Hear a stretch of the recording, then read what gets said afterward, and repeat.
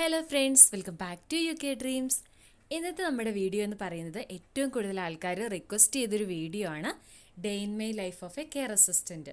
അതായത് നമ്മളൊരു കെയർ ഹോമിൽ കെയറായിട്ട് അല്ലെങ്കിൽ കെയർ വർക്കറായിട്ട് അല്ലെങ്കിൽ ഒരു കെയർ അസിസ്റ്റൻ്റായിട്ട് വർക്ക് ചെയ്യുന്ന സമയത്ത് നമ്മൾ എന്തൊക്കെ ഡ്യൂട്ടീസും റെസ്പോൺസിബിലിറ്റീസുമാണ് നമുക്ക് ആ ഒരു വർക്കിലുള്ളത്.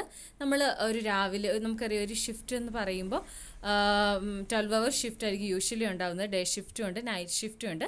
അന്നേരം എൻ്റെ ഡേ ഷിഫ്റ്റിലെ എക്സ്പീരിയൻസ് ആണ് നിങ്ങളായിട്ട് ഷെയർ ചെയ്യാനായിട്ട് പോകുന്നത്. അന്നേരം ഷിഫ്റ്റ് സ്റ്റാർട്ട് ചെയ്യുന്നത് രാവിലെ 8 മണി തൊട്ട് രാത്രി 8 മണി വരെയാണ്. 12 അവർ ഷിഫ്റ്റാണ്.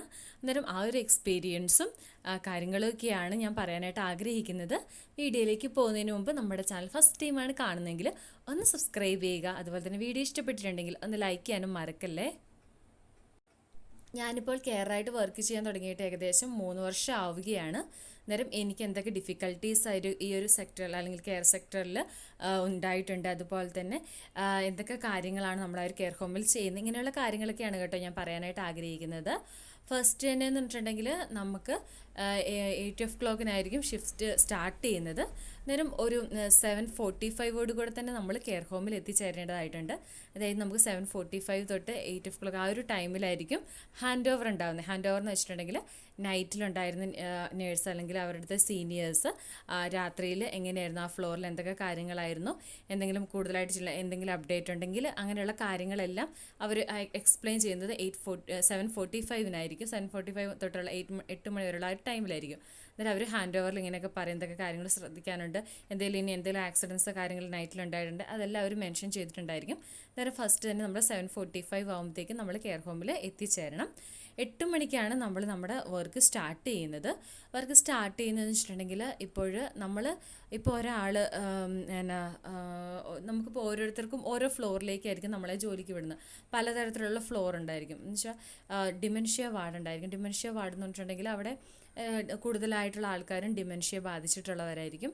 പിന്നെ ഒരു വാർഡ് എന്ന് പറഞ്ഞിട്ടുണ്ടെങ്കിൽ അത്യാവശ്യം ക്യാപ്പബിലിറ്റീസ് ഉള്ളവരുണ്ടാകും. അന്നേരം ജസ്റ്റ് അവർക്കൊരു ഹെൽപ്പിന് വേണ്ടിയിട്ട് അങ്ങനെ ഒരു വാർഡ് ഉണ്ടാവും. പിന്നെ ഫുൾ കപ്പാസിറ്റി ആയിട്ടുള്ളവരുണ്ടാവും, അവർക്കൊരു ജസ്റ്റ് ഹെൽപ്പ് അങ്ങനെ ഒരു വാർഡ് ഉണ്ടായിരിക്കും. പിന്നെ എല്ലാം കൂടെ മിക്സ് ആയിട്ടുള്ള ഒരു വാർഡും ഉണ്ടാവും. ഇങ്ങനെ ആയിരിക്കും എൻ്റെ കെയർ ഹോമിൽ അങ്ങനെയാണ് കേട്ടോ. അത് കാരണമാണ് ഞാൻ അങ്ങനെ പറഞ്ഞത്. അന്നേരം ഇതിൽ ഓരോ ദിവസം മാനേജ്മെൻറ്റ് നമുക്ക് ഏത് ഫ്ലോറിലാണ് നമ്മൾ വർക്ക് ചെയ്യേണ്ടതെന്ന് ഡിസൈഡ് ചെയ്യുന്നത് മാനേജ്മെൻ്റ് ആയിരിക്കും. അന്നേരം രാവിലെ വരുമ്പോൾ തന്നെ അവിടെ ലൊക്കേഷനും കാര്യങ്ങൾ കിട്ടിയിട്ടുണ്ടായിരിക്കും. അന്നേരം അതിനനുസരിച്ചിട്ടായിരിക്കും നമ്മൾ ആ ഒരു ഫ്ലോറിലേക്ക് വർക്ക് ചെയ്യാനായിട്ട് പോകുന്നത്. ഏജ്ഡ് ആയിട്ടുള്ള ആൾക്കാരായിരിക്കും കൂടുതലും ഞങ്ങൾ വർക്ക് ചെയ്യുന്നിടത്തെന്ന് വെച്ചിട്ടുണ്ടെങ്കിൽ ഏകദേശം ഒരു 90% ആൾക്കാരും തന്നെ 75 എബോ ഏജ് ഉള്ളവരും ഒരു 95 100 വരെയുള്ളവർ വരെ ഉണ്ടായിരുന്നു. അന്നേരം അത്ര ഏജ്ഡ് ആയിട്ടുള്ളവരായിരിക്കും. അന്നേരം അവർക്ക് അവരുടെ കാര്യങ്ങളൊക്കെ സ്വന്തമായിട്ട് പേഴ്സണൽ കെയർ കാര്യങ്ങളെല്ലാം സ്വന്തമായിട്ട് ചെയ്യാൻ കഴിയാതെ വരുമ്പോൾ അവരെ നമ്മൾ ഹെൽപ്പ് ചെയ്യുക. അതാണ് നമ്മുടെ ഏറ്റവും പ്രധാനപ്പെട്ട ഡ്യൂട്ടി എന്ന് പറയുന്നത്. രാവിലെ വന്നിട്ട് നമ്മുടെ ഏറ്റവും വലിയ റെസ്പോൺസിബിലിറ്റി എന്ന് പറഞ്ഞാൽ ഇപ്പോൾ കൂടുതൽ ആൾക്കാരും കട്ടിലയിലായിരിക്കും കിടക്കുന്നത്. അവർക്ക് ഏറ്റു വന്ന് അവർക്ക് ബ്രേക്ക്ഫാസ്റ്റ് കാര്യങ്ങളൊക്കെ കൊടുക്കുക എന്നുള്ളതാണ് ഒന്നാമത്തെ പ്രധാനപ്പെട്ട റെസ്പോൺസിബിലിറ്റി. ഇപ്പോൾ ഏറ്റു നടക്കാൻ പറ്റുന്നവരെയാണെങ്കിൽ നമ്മൾ അതേപോലെ ചെയ്യും. അല്ലാതെ ഇപ്പോൾ കട്ടിലയിൽ കിടക്കുന്നവരാണെങ്കിൽ നമ്മൾ അവർ ഫീഡ് ചെയ്യുക കാര്യങ്ങളൊക്കെ ചെയ്യണം. അന്നേരം ആദ്യം തന്നെ ഇപ്പോൾ ഒരാൾ കേൾക്കുകയാണെങ്കിൽ അവരെ ബ്രഷ് ചെയ്ത് അവരുടെ ടോയ്ലറ്റിൽ പോകാനായിട്ട് അവരെ അസിസ്റ്റ് ചെയ്ത്, അതുപോലെ തന്നെ പിന്നെ അവരുടെ ബെഡൊക്കെ കറക്റ്റായിട്ട് സെറ്റാക്കി വെക്കുക. അതുപോലെ അവരുടെ ഇപ്പോൾ നൈറ്റ് ക്ലോത്ത്സ് ആയിരിക്കും ഇട്ടിട്ടുണ്ടാകുന്നത്, അതെല്ലാം ചേഞ്ച് ചെയ്ത് ഡേ ക്ലോത്ത്സ് ഇടുക. അങ്ങനെ അവരെ സെറ്റായിട്ട് ഭക്ഷണം കഴിക്കുന്നിടത്ത് കൊണ്ടുവന്നിരുത്തുക. അന്നേരം ഇതെന്ന് പറഞ്ഞാൽ പെട്ടെന്ന് നമ്മൾ ഈസി ആയിട്ട് പറയുമ്പോൾ ഇത് കുറേ സമയം എടുക്കും. കാരണം അവരുടെ പറയുന്നതനുസരിച്ച് ആ ഒരു ഇതിൽ ചെയ്തൊക്കെ വരുമ്പോൾ ഒത്തിരി ടൈം കാര്യങ്ങളൊക്കെ എടുക്കും. അന്നേരം ചിലയിടത്തൊക്കെ ചില റെസിഡൻസിന് ഒരാൾ തന്നെ മതിയായിരിക്കും. പക്ഷേ മറ്റുള്ളവർക്ക് 2 അല്ലെങ്കിൽ 3 സ്റ്റാഫ് വേണ്ട റെസിഡൻസും ഉണ്ട്. അന്നേരം അങ്ങനെയാണ്. അന്നേരം അവരെ ബ്രേക്ക്ഫാസ്റ്റിന് വേണ്ടി കൊണ്ടുവന്നിരുത്തുക. ഇപ്പോൾ കട്ടിലയിലുള്ളവരൊക്കെ ആണെങ്കിൽ അവരെ വന്ന് കഴിയുമ്പോഴത്തേനും അവരുടെ പാടൊക്കെ ചേഞ്ച് ചെയ്തിട്ട് അവരെ ഡേ ക്ലോത്ത്സൊക്കെ ഇടിയിപ്പിച്ച് സെറ്റാക്കി ഇരുത്തുക. അത് കഴിഞ്ഞ് പിന്നെ ബ്രേക്ക്ഫാസ്റ്റ് കൊടുക്കുന്ന ടൈമാണ്. ബ്രേക്ക്ഫാസ്റ്റ് കൊടുക്കുമ്പോൾ ഓരോ റെസിഡൻസിനും അവരുടെ ഇഷ്ടാനുസരണമാണ് ബ്രേക്ക്ഫാസ്റ്റ് കൊടുക്കുന്നത്. കുക്ക്ഡ് ബ്രേക്ക്ഫാസ്റ്റ് കാണും. അതൊക്കെ നമുക്ക് കിച്ചണിൽ നിന്ന് ആവശ്യത്തിന് വേണ്ടി അവരെ ട്രോളിയിലാക്കി കൊണ്ടുവന്ന് വരും. അന്നേരം ഓരോ റെസിഡൻസ് ഏതൊക്കെയാണ് ഓർഡർ ചെയ്തേക്കുന്നത് അതിനനുസരിച്ചിട്ട് അവർക്ക് നമ്മൾ സെർവ് ചെയ്ത് കൊടുക്കേണ്ട കാര്യം മാത്രമേ ഉള്ളൂ. കുക്ക്ഡ് ബ്രേക്ക്ഫാസ്റ്റ് ഉണ്ടായിരിക്കും. അതുപോലെ തന്നെ അവരുടെ ഇഷ്ടം ടോസ്റ്റ് അല്ലെങ്കിൽ ബട്ടർ കൊടുക്കാം. അല്ലെങ്കിൽ കോൺഫ്ലെക്സ്, അങ്ങനെ എല്ലാ തരത്തിലുള്ള ബ്രേക്ക്ഫാസ്റ്റും അവർക്ക് അവൈലബിൾ ആയിരിക്കും. ഓരോരുത്തരുടെ ഇഷ്ടം അനുസരിച്ചായിരിക്കും നമ്മൾ കൊടുക്കുന്നത്. പിന്നെ ഓരോരുത്തർക്ക് ചിലർക്കൊക്കെ പ്യൂരി ഡയറ്റൊക്കെ ഉള്ളവർക്ക് സെപ്പറേറ്റ് ആയിട്ടുള്ള ഫുഡ് കാര്യങ്ങളുണ്ട്. അന്നേരം അസിസ്റ്റ് ചെയ്യാൻ വേണ്ടിയിട്ട് അവരുടെ റൂമുകളിലും അല്ലെങ്കിൽ ഡൈനിങ് ടേബിളിലൊക്കെ കൊണ്ട് നിർത്തിയിട്ടാണെങ്കിൽ അങ്ങനെ ഫീഡ് ചെയ്യണം. അന്നേരം അവരുടെ ആ ഒരു ഇതൊക്കെ വളരെ പ്രധാനപ്പെട്ട ശ്രദ്ധിക്കേണ്ട കാര്യങ്ങളാണ്. അസിസ്റ്റ് ചെയ്യുമ്പോഴും അതൊക്കെ ഞാനൊരു മറ്റൊരു വീഡിയോയിൽ ഡീറ്റെയിൽഡ് ആയിട്ട് പറഞ്ഞു തരാമെന്നാണ്. അന്നേരം അതാണ് ബ്രേക്ക്ഫാസ്റ്റ് കാര്യങ്ങളൊക്കെ കൊടുക്കുക. ബ്രേക്ക്ഫാസ്റ്റിന് ശേഷം എന്ന് പറഞ്ഞിട്ടുണ്ടെങ്കിൽ ബ്രേക്ക്ഫാസ്റ്റൊക്കെ കൊടുത്തു കഴിഞ്ഞിട്ട് നമ്മുടെ കയ്യിൽ സിസ്റ്റം ഉണ്ടായിരിക്കും. മുമ്പൊക്കെ പേപ്പർ വർക്കായിരുന്നു ഞങ്ങളുടെ, അതിപ്പം നമ്മളെല്ലാം തന്നെ ഇലക്ട്രോണിക് ആയിട്ടാണ് ചെയ്യുന്നത്. അന്നേരം ഓരോരുത്തർ കഴിച്ച ഫുഡ് അല്ലെങ്കിൽ നമ്മളിപ്പോൾ എന്ത് കാര്യം ചെയ്യുന്നുണ്ടെങ്കിലും അത് നമ്മൾ കറക്റ്റായിട്ട് നമ്മുടെ സിസ്റ്റത്തിൽ അപ്ഡേറ്റ് ചെയ്തിട്ടുണ്ടായിരിക്കണം.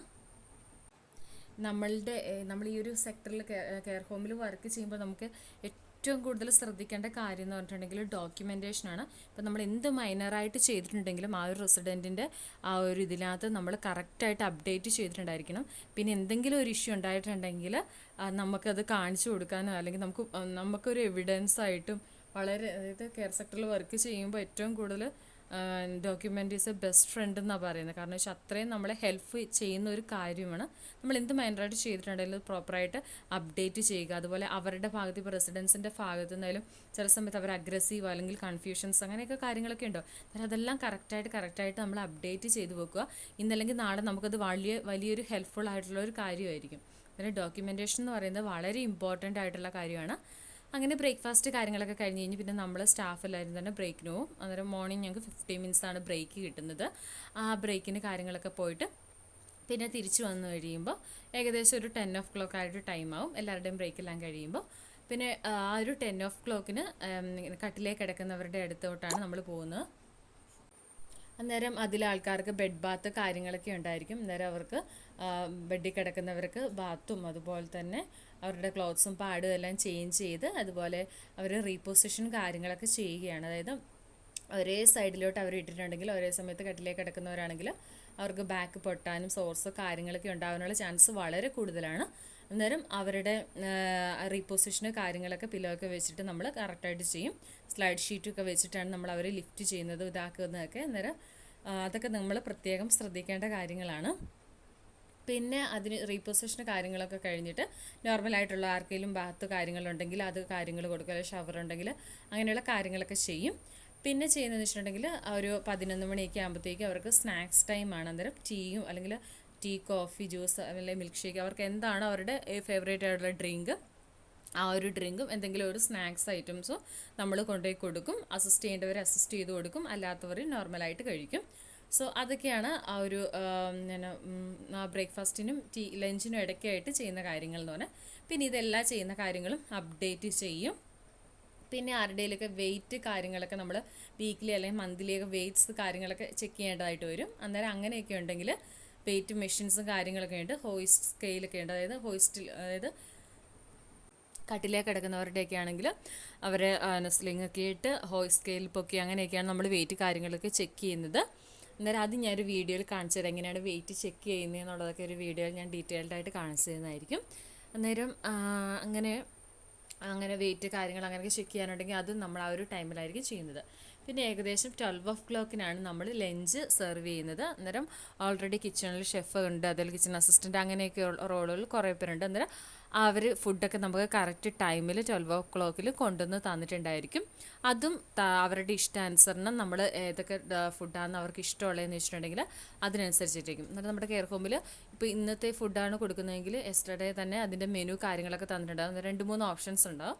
അതിലേതാണോ അവർ പ്രിഫർ ചെയ്യുന്നത് അത് നമ്മൾ കറക്റ്റായിട്ട് എഴുതിയിട്ട് ഓരോരുത്തരുടെ അടുത്ത് പോയി ചോദിച്ച് അവരുടെ അടുത്ത് എഴുതിയിട്ട് കൊണ്ടുപോയി കൊടുക്കുകയാണ് ചെയ്യുന്നത്. അന്നേരം നെക്സ്റ്റ് ഡേ അവർക്ക് ആ ഒരു ഫുഡ് കിട്ടും. അന്നേരം ഫുഡ് കൊടുക്കുന്ന ടൈമിലായാലും അവർക്ക് അസിസ്റ്റ് ചെയ്യേണ്ടവർ നമ്മൾ അസിസ്റ്റ് ചെയ്യണം. അതുപോലെ തന്നെ അല്ല നോർമലായിട്ടാണെങ്കിൽ ഡൈനിങ് റൂമിൽ കൊണ്ടുവന്ന് അവരെ ഇരുത്തി എല്ലാം സെറ്റാക്കുക. പിന്നെ അവർക്ക് ഫുഡ് കഴിച്ച് കഴിഞ്ഞപ്പോഴത്തേനും അവർ ലോഞ്ചിലോ അല്ലെങ്കിൽ അവരുടെ റൂമിലോ പോയിട്ട് അവർക്ക് റെസ്റ്റ് എടുക്കാവുന്നതാണ്. ലൈക്ക് TV കാണുവാനാണെങ്കിൽ TV കാണുക, അല്ലെങ്കിൽ ബുക്സൊക്കെ വായിക്കാനാണെങ്കിൽ അങ്ങനെ അവർക്ക് അവരുടേതായ രീതിയിൽ, അല്ലെങ്കിൽ ഫാമിലി ഉണ്ടെങ്കിൽ അവരുമായിട്ട് സ്പെൻഡ് ചെയ്യാൻ അങ്ങനെയൊക്കെയാണ് അവർ കൂടുതലായിട്ടും ടൈം കണ്ടെത്തുന്നത്. പിന്നെ എല്ലാം റെസിഡൻസിൻ്റെ ലഞ്ചെല്ലാം കഴിഞ്ഞിട്ടുണ്ടെങ്കിൽ നമ്മൾ ആസ് യൂഷ്വൽ നമ്മുടെ സിസ്റ്റത്തിലെല്ലാം അപ്ഡേറ്റ് ചെയ്യും. ഓരോ റെസിഡൻസും എന്തൊക്കെ ഫുഡാണ് അവർ എത്രത്തോളം കഴിച്ചു, അതുപോലെ ഡ്രിങ്ക്സ് എന്താണ് കഴിച്ചത്, പുഡിങ് എന്താണ് കഴിച്ചത്, അങ്ങനെ എല്ലാ കാര്യങ്ങളും ഡീറ്റെയിൽഡ് ആയിട്ട് നമ്മൾ നമ്മുടെ സിസ്റ്റത്തിലെ കാര്യത്തിൽ അപ്ഡേറ്റ് ചെയ്യും. അതാണ് അടുത്ത നമ്മുടെ ഡ്യൂട്ടി എന്ന് പറയുന്നത്. അതിനുശേഷം സ്റ്റാഫ് എല്ലാവരും തന്നെ ബ്രേക്കിന് കാര്യത്തിന് പോകും. അന്നേരം ഒരാളാണ് ഒരു ടൈമിൽ പോകുന്നത്, അന്നേരം ബാക്കിയുള്ളവർ ഫ്ലോർ നിൽക്കും, എന്തെങ്കിലുമൊക്കെ പരിപാടി അല്ലെങ്കിൽ കുളിപ്പിക്കാനുണ്ടെങ്കിൽ കുളിപ്പിക്കുകയും അങ്ങനെയുള്ള കാര്യങ്ങളൊക്കെ ചെയ്ത് അങ്ങനെയുള്ള പരിപാടികളൊക്കെ ചെയ്യും. പിന്നെ ആർക്കെങ്കിലും ഇതിനനുസരിച്ച് ടോയ്ലറ്റിൽ പോകാൻ അല്ലെങ്കിൽ അവർക്ക് എന്തെങ്കിലും ഹെൽപ്പ് കാര്യങ്ങളൊക്കെ വേണമെങ്കിൽ അവരപ്പോൾ തന്നെ അവരുടെ എല്ലാവരുടെയും റൂമുകളിൽ ഇങ്ങനെ ബസർ സൗകര്യമുണ്ട്. അന്നേരം അവരിങ്ങനെ ഒരു ഇതിൽ ബസറിൽ ഞെക്കിയിട്ടുണ്ടെങ്കിൽ നമുക്ക് ഒരു പ്രധാനപ്പെട്ട ബോർഡിൽ ഇങ്ങനെ ഏത് റൂമിൽ നിന്നാണ് ബസർ വന്നതെന്നുള്ളത് വരും. അന്നേരം ആ ഒരു റൂമിൽ പോയിട്ട് അവർക്ക് എന്ത് തരത്തിലുള്ള ഹെൽപ്പാണ് വേണ്ടത്, ചിലപ്പോൾ ടോയ്ലറ്റിൽ പോകാനായിരിക്കും, അല്ലെങ്കിൽ പാഡ് ചേഞ്ച് ചെയ്യാനായിരിക്കും, അങ്ങനെ ഓരോ ഹെൽപ്പ്, അല്ലെങ്കിൽ ഡ്രസ്സ് ചേഞ്ച് ചെയ്യാനായിരിക്കും, അങ്ങനെ അവർക്ക് എന്താണ് ഹെൽപ്പ് വേണ്ടതെന്ന് വെച്ചിട്ടുണ്ടെങ്കിൽ നമ്മളത് ചെയ്തു കൊടുക്കണം. പിന്നെ അതിന് ശേഷം എന്ന് പറഞ്ഞിട്ടുണ്ടെങ്കിൽ പിന്നെ അവർക്ക് വേണ്ട ഇപ്പം എന്തൊക്കെ പേഴ്സണൽ കെയർ ചെയ്യേണ്ടോ കൂടുതലായിട്ട് ഇപ്പം ഷവർ കൊടുക്കുന്നത്, ഇപ്പോൾ രാവിലെ തന്നെ എല്ലാവരുടെയും ഷവറൊന്നും കൊടുത്ത് തീർക്കാൻ പറ്റില്ല, ഒരാളുടെയൊക്കെ ആയിരിക്കും ചെയ്യുന്നത്. അന്നേരം ആ ഒരു ലഞ്ചിനും ടീക്കും ഇടയ്ക്കുള്ള ആ ടൈമിൽ അങ്ങനെയുള്ള കാര്യങ്ങളൊക്കെ ചെയ്യും. പിന്നെ ഡോക്യുമെൻറ്റേഷനൊക്കെ ചെയ്യേണ്ടതായിട്ടുണ്ടെങ്കിൽ അതെല്ലാം ചെയ്യും. പിന്നെ ഒരു 2:30 അല്ലെങ്കിൽ ഒരു 3 നെക്സ്റ്റ് ടീ നമ്മൾ കൊടുക്കും. ടീയും എന്തെങ്കിലും ഒരു ചെറിയൊരു കുക്കീസോ അങ്ങനെ എന്തെങ്കിലും ഒരു സ്നാക്സും നമ്മൾ റെസിഡൻസിന് കൊടുക്കും. അതിനുശേഷം 4 അവർക്ക് ടീ കൊടുക്കുന്നത്. ടീ എന്ന് പറഞ്ഞാൽ കൂടുതലും സൂപ്പ് അല്ലെങ്കിൽ സാൻഡ്വിച്ച് അല്ലെങ്കിൽ അതേപോലെ തന്നെ ഒരു മെയിൻ ഡിഷും ഉണ്ടായിരിക്കും. അത് ഓരോരുത്തരുടെ റെസിഡൻസിൻ്റെ ഇഷ്ടം അനുസരിച്ച് അവർക്ക് ചൂസ് ചെയ്യാവുന്നതാണ്. അന്നേരം അതാണ് ഒരു 4 തുടങ്ങി അവന് അസിസ്റ്റ് ചെയ്യണം. അന്നേരം നിങ്ങൾ ഞാനിപ്പോൾ സിമ്പിളായിട്ട് പറയുമ്പോൾ ഇത് പെട്ടെന്ന് പണി തീരുമല്ലോ എന്ന്, പക്ഷേ അങ്ങനെയൊന്നും അല്ല. നമ്മളിപ്പോൾ ഒരാൾക്ക് തന്നെ അസിസ്റ്റ് ചെയ്യാൻ ഒരു 50 മിനിറ്റ് അല്ലെങ്കിൽ 20 മിനിറ്റ് എടുക്കും. അപ്പോൾ അവർ എത്രത്തോളം ഇതിലാണോ ഫുഡ് കഴിക്കുന്നത് അതിൻ്റെ അനുസരിച്ചിട്ടായിരിക്കും.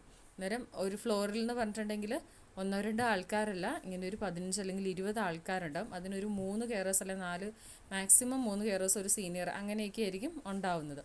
അന്നേരം അതിൻ്റേതായ ബുദ്ധിമുട്ട് കാര്യങ്ങളുണ്ട്. അന്നേരം ഈ 3 പേര് വേണം ഇത്ര പേര് ഫീഡൊക്കെ ചെയ്ത് ഇവരെല്ലാം സെറ്റാക്കി ഫുഡെല്ലാം കൊടുത്ത് അതെല്ലാം സെറ്റാക്കി വെക്കേണ്ട കാര്യം എന്ന് പറഞ്ഞിട്ടുണ്ടെങ്കിൽ ഒത്തിരി ടൈം എടുക്കും. അങ്ങനെ അവർക്ക് 4 ടീ കൊടുക്കും. ഏകദേശം ഒരു 5 അല്ലെങ്കിൽ 5:30 ഒക്കെ ആകുമ്പോഴേ അത് തീരുള്ളൂ. പിന്നെ സ്റ്റാഫിൻ്റെ ബ്രേക്കിന് പോകുന്നു. അതുപോലെ ബാക്കിയുള്ള കാര്യങ്ങൾ ഡോക്യുമെൻറ്റേഷന് കാര്യങ്ങളൊക്കെ ചെയ്യുന്നു. പിന്നെ ഒരു 6 മണിയൊക്കെ കഴിയും തൊട്ട് കുറേ പേര് കൂടുതലായിട്ടുള്ള റെസിഡൻസും പറയും അവർക്ക് ബെഡിൽ പോകണമെന്ന് പറയും. അന്നേരം ഇതേപോലെ തന്നെ രാവിലെ കൊണ്ടുവന്നതുപോലെ തന്നെ അവരെ അവരുടെ വീൽ ചെയറിൽ അല്ലെങ്കിൽ ഏത് മൊബിലിറ്റി ഏതാണോ യൂസ് ചെയ്യുന്നത് അതിനനുസരിച്ച് അവരെ നമ്മൾ റൂമിൽ കൊണ്ടുപോയി അവരുടെ നൈറ്റ് ക്ലോത്ത്സൊക്കെ ചേഞ്ച് ചെയ്ത് നൈറ്റ് ക്ലോത്ത്സ് ഇട്ട് അവരുടെ പാടെല്ലാം ചെക്ക് ചെയ്ത് അതെല്ലാം അവർക്ക് ടോയ്ലറ്റിൽ പോകണമെങ്കിൽ അതിനെല്ലാം ഹെൽപ്പ് ചെയ്ത് അവരെ ബെഡിൽ കൊണ്ടുപോയി കിടത്തുന്നു. അന്നേരം പിന്നെ പിന്നെ അവർക്ക് ടി വി കാണും, എന്ത് വേണമെങ്കിലും ചെയ്യാം. പിന്നെ അവർക്ക് എന്തെങ്കിലും ഡ്രിങ്ക്സ് കാര്യങ്ങളൊക്കെ വേണമെങ്കിൽ അത് കൊണ്ടുപോയി കൊടുക്കുന്നു. സോ അങ്ങനെയൊക്കെയുള്ള കാര്യങ്ങളാണ് നമ്മൾ ചെയ്യുന്നത്. പിന്നെ എന്തുണ്ടെങ്കിലും നമ്മൾ അത് കറക്റ്റായിട്ട് നമ്മൾ ഡോക്യുമെൻ്റ് ചെയ്തിട്ടുണ്ടായിരിക്കണം. പിന്നെ പേഴ്സണൽ കെയർ എന്ന് പറയുമ്പോൾ അവർക്ക് വേണ്ട ഷവർ കൊടുക്കുക, അതുപോലെ തന്നെ അവർ ടോയ്ലറ്റിൽ പോകുമ്പോൾ അവരെ ഹെൽപ്പ് ചെയ്യുക. പിന്നെ എന്താ ചെയ്യേണ്ടത് പിന്നെ ഷേവ് കൊടുക്കുക, വെയിറ്റ് ചെയ്യുക, അങ്ങനെ ഒത്തിരി കാര്യങ്ങളുണ്ട്. അന്നേരം ഇത് സിമ്പിളായിട്ട് ഞാൻ പറയുമ്പോൾ നിങ്ങൾക്ക് തോന്നും ഇത്രയും പണിയുള്ളൂ, പക്ഷേ അതൊരു 12 അവർ നമ്മൾ കണ്ടിന്യൂസ് ആയിട്ട് ചെയ്യുമ്പോൾ ഇതൊരു ബുദ്ധിമുട്ടായ കാര്യമാണ്. പിന്നെ കെയർ ഹോമിൽ ഡിഫിക്കൽട്ടി ആയിട്ടുള്ളതെന്ന് വെച്ചിട്ടുണ്ടെങ്കിൽ നമ്മൾ പിന്നെ എന്ത് കാര്യങ്ങളുണ്ടെങ്കിൽ തന്നെ നമ്മൾ അപ്പം തന്നെ നമ്മുടെ സീനിയറിനെ അല്ലെങ്കിൽ നമ്മുടെ നേഴ്സിനെ നമ്മൾ ഇൻഫോം ചെയ്തിട്ടുണ്ടായിരിക്കണം. അല്ലെങ്കിൽ സേഫ് ഗാർഡിങ് പോലുള്ള ഇഷ്യൂസ് ഉണ്ടാവും. ഫോർ എക്സാമ്പിൾ ഇപ്പോൾ റെസിഡൻസൊക്കെ കിടക്കുന്ന റെസിഡൻസിനാണെങ്കിൽ അവരുടെ ബോഡി പെട്ടെന്ന് പൊട്ടാൻ അല്ലെങ്കിൽ സോർസ് അല്ലെങ്കിൽ ബ്ലിസ്റ്റേഴ്സ് കാര്യങ്ങളൊക്കെ വരും. എന്തെങ്കിലും ഒരു ചെറുതായിട്ടുള്ളൊരു എന്തൊരു ചേഞ്ചസ് കണ്ടിട്ടുണ്ടെങ്കിൽ തന്നെ അപ്പം തന്നെ നമ്മൾ നമ്മുടെ സീനിയേഴ്സിനെ നമ്മൾ റിപ്പോർട്ട് ചെയ്തിട്ടുണ്ടായിരിക്കണം. ഇപ്പം നമ്മൾ റിപ്പോർട്ട് ചെയ്യാതെ കയറുന്ന അത് വലിയ പ്രശ്നമായിട്ടുണ്ടെങ്കിൽ അല്ലെങ്കിൽ വേഴ്സ് കണ്ടീഷൻ ആയിട്ടുണ്ടെങ്കിൽ പിന്നെ എന്തെങ്കിലും ആയിട്ടുണ്ടെങ്കിൽ അത് സേഫ് ഗാർഡിങ് ആവുകയും നമ്മുടെ ജോലിനെയൊക്കെ ബാധിക്കുകയൊക്കെ ചെയ്യും. അന്നേരം കറക്റ്റായിട്ട് റിപ്പോർട്ട് ചെയ്യുക എന്നുള്ളത് വളരെ ഇമ്പോർട്ടൻ്റ് ആയിട്ടുള്ള കാര്യമാണ്. അതുപോലെ തന്നെ റെസിഡൻസിന് എന്തെങ്കിലും ഡിഫിക്കൽട്ടീസ്, ഫോർ എക്സാമ്പിൾ ഇപ്പോൾ എന്തെങ്കിലും കൺഫ്യൂഷൻസ് അല്ലെങ്കിൽ അവരുടെ ബിഹേവിയറിൽ എന്തെങ്കിലും ചേഞ്ചസ് അല്ലെങ്കിൽ അവർക്ക് ഫുഡ് എന്തെങ്കിലും ഉണ്ടെങ്കിൽ നമ്മൾ നമ്മുടെ സീനിയേഴ്സിനെ അല്ലെങ്കിൽ നേഴ്സിനെ നമ്മൾ കറക്റ്റായിട്ട് റിപ്പോർട്ട് ചെയ്തിട്ടുണ്ടായിരിക്കണം. എൻ്റെ മനസ്സിൽ പെട്ടെന്ന് വന്ന കാര്യങ്ങൾ ഇതൊക്കെയാണ്. പിന്നെ സാലറി കാര്യങ്ങൾ എന്നൊക്കെ പറഞ്ഞിട്ടുണ്ടെങ്കിൽ മന്ത്ലിയാണ് നമുക്ക് സാലറി കാര്യങ്ങളൊക്കെ കിട്ടുന്നത്. വീക്കിലി കൊടുക്കുന്ന കെയർ ഹോമുകളും ഉണ്ട്. നമ്മുടെ കെയർ ഹോമിൽ 4 വീക്സ് കൂടുമ്പോഴാണ് നമുക്ക് സാലറി കാര്യങ്ങളൊക്കെ കിട്ടുന്നത്. പിന്നെ നമ്മളിപ്പോൾ ഓവർ ടൈം എടുക്കുവാണെങ്കിൽ ഓരോ കെയർ ഹോമിനനുസരിച്ച് കുറച്ചും കൂടെ സാലറി കൂടുതലായിട്ട് കിട്ടും. അന്നേരം ഇത്രയുമാണ് ഇന്നത്തെ വീഡിയോയിൽ ഞാൻ നിങ്ങളുമായിട്ട് ഷെയർ ചെയ്യാനായിട്ട് ആഗ്രഹിച്ചത്. അന്നേരം നിങ്ങൾക്ക് വീഡിയോ ഇഷ്ടപ്പെട്ടു എന്ന് കരുതുന്നു. പെട്ടെന്ന് എൻ്റെ മനസ്സിൽ എന്തൊക്കെ കാര്യങ്ങൾ വന്നു അതെല്ലാം കൂടെ ഞാൻ ഡെയിലി ചെയ്യുന്ന കാര്യങ്ങളെല്ലാം കൂടെ വെച്ചിട്ടാണ് ഈ ഒരു വീഡിയോ ചെയ്തത്. അന്നേരം കെയർ ഹോം ജോലി ആഗ്രഹിക്കുന്നവർക്ക് ഈ ഒരു വീഡിയോ എന്തായാലും ഹെൽപ്ഫുൾ ആകട്ടെ. നിങ്ങൾക്ക് ഈ ഒരു വീഡിയോ ഇഷ്ടപ്പെട്ടിട്ടുണ്ടെങ്കിൽ ഒന്ന് ലൈക്ക് ചെയ്യാനും ചാനൽ സബ്സ്ക്രൈബ് ചെയ്യാനും മറക്കരുത്. നിങ്ങൾ ഇത്രയും നാൾ എൻ്റെ ചാനലിനും എൻ്റെ ഇതിന് തന്ന സപ്പോർട്ടിന് ഒത്തിരി നന്ദി. അന്നേരം ഫസ്റ്റ് ടൈമൊക്കെയാണ് നിങ്ങൾ ഈ ഒരു കെയർ സെക്ടറിലേക്ക് വരുന്നതെങ്കിൽ നിങ്ങൾക്ക് ഹെൽപ്ഫുൾ ആകുന്ന ഒത്തിരി വീഡിയോസ് കാര്യങ്ങൾ നമ്മുടെ ചാനൽ അപ്ഡേറ്റ് ചെയ്തിട്ടുണ്ട്. Especially care home interviews. അന്നേരം ഒത്തിരി പേർക്ക് അത് ഹെൽപ്ഫുൾ ആയിട്ടുണ്ട്. ഒത്തിരി പേർക്ക് ഇൻ്റർവ്യൂ പാസ്സാവാനും സാധിച്ചിട്ടുണ്ട്. അന്നേരം നിങ്ങൾ ചാനൽ വിസിറ്റ് ചെയ്യുക. അന്നേരം എന്തെങ്കിലും കാര്യങ്ങളുണ്ടെങ്കിൽ ജസ്റ്റ് കമൻറ്റ് ചെയ്യുക, ഞാൻ റിപ്ലൈ ചെയ്യുന്നതായിരിക്കും. പിന്നെ ഒത്തിരി പേര് PDF ഫയൽ ചെയ്തിട്ടുണ്ടായിരുന്നു. അന്നേരം ഞാൻ കരുതുന്ന ഞാൻ അതിന് അടുത്ത ദിവസം തന്നെ അതിൻ്റെ ഒരു ഫയലാക്കിയിട്ട് ഞാൻ എല്ലാവർക്കും സെൻഡ് ചെയ്ത് തരാമെന്നുള്ള രീതിയിലാണ് ഞാൻ കരുതുന്നത്. അന്നേരം അത് ആർക്കെങ്കിലും ആവശ്യമുണ്ടെങ്കിൽ ഈ ഒരു വീഡിയോയുടെ അണ്ടറിൽ കമൻറ്റ് ചെയ്യുക. അന്നേരം ഞാനൊരു ഇമെയിൽ ID ഉണ്ടാക്കിയിട്ട് അന്നേരം നിങ്ങൾക്ക് ആർക്കൊക്കെയാണ് വേണ്ടത് ജസ്റ്റ് ഒന്ന് കമൻറ്റ് ചെയ്യുക. അതുപോലെ തന്നെ ഈ ഒരു വീഡിയോ നിങ്ങൾ കണ്ടിട്ടുണ്ടെങ്കിൽ ഈ വീഡിയോ നിങ്ങൾക്ക് ഹെൽപ്ഫുൾ ആയോ എന്നുള്ളത് ഒന്ന് ജസ്റ്റ് ഒന്ന് കമൻറ്റ് ചെയ്യുക. വീഡിയോ ലൈക്ക് ചെയ്യാനും ചാനൽ സപ്പോർട്ട് ചെയ്യാനും മറക്കല്ലേ. Thanks for watching my video. Thank you all.